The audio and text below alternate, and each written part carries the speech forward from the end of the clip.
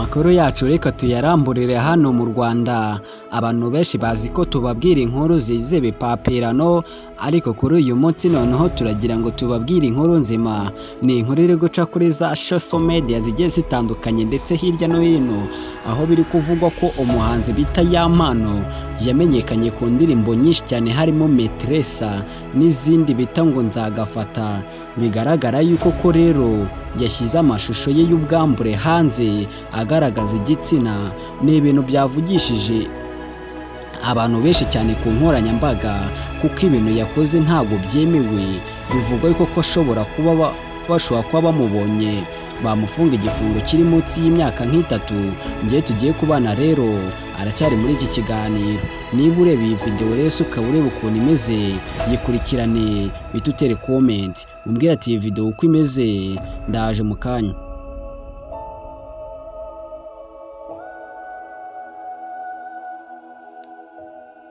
Uko wagiye ubone video imeze uku nguku, sibyo ko hari video nyinshi cyane twanze kuba twakerekana se cyangwa ngo dushyire hanze, bitewe nuko izi nkoranyambaga zitabyemera, bitewe ko harimo ubwambure.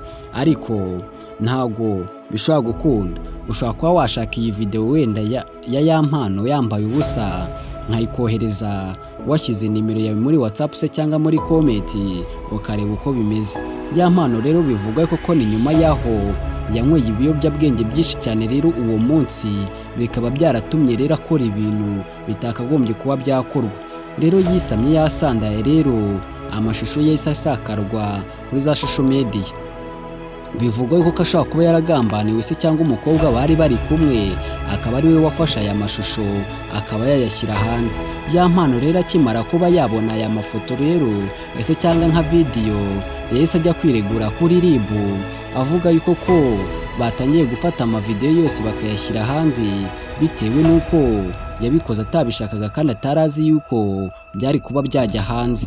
Yampano rero akimara kubibona rero yahise ajya kwiregura. Rero urabizi leta nayo nta gutindamo iyo wakoze ikintu kandi ugaragara utarabigambiriye, biba bisaba ari yuko kuba gufata bakagushyira inzego zibishinzwe bagakora iperereza bakamenya uko byagenze.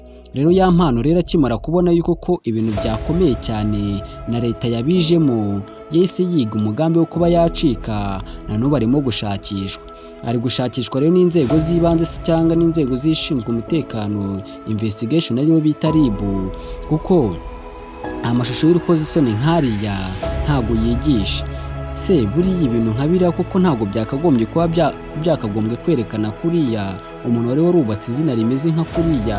Byatumye abantu benshi cyane batamukunda kubera kwerekana ubwambure bwe, na abantu bacira urondogoro rero bavuga ati ibintu yakoze ntago ari byo, ahubwo azabiryozwe. Rero amashusho media menshi cyane agiye atandukanye nawe urayazi. Rero iyo babonye inkuru ishyushye ngo nyine bagomba kuba bayikoramo inkuru igasakara ahantu hose ku nkoranyambaga se cyangwa za YouTube se cyangwa TikTok na za Instagram se cyangwa Facebook. Izi nkuru hose zirimo ziragenda zicicikana, yerekana ukuntu bakumbaga igitsina cye se cyangwa ukuntu yerekanaga igitsina cye arimo akora imibonano mpuzabitsina hamwe n'uwo mukobwa.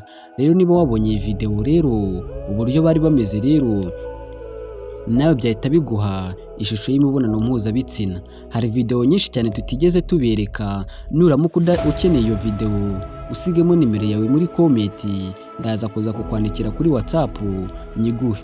Kandi kuko nibona ko Yampano ibintu yakoze atari byo, utere comment uvuga ati Yampano isubireho, kuko bitari ibyo ngibyo RIB iragufunga. Ngiye twabanaga muri iki kiganiro rero aracyari Kwizera Jean de Dieu, kandi subscribe wibuke no kuba wakora ku nzogera kugira ngo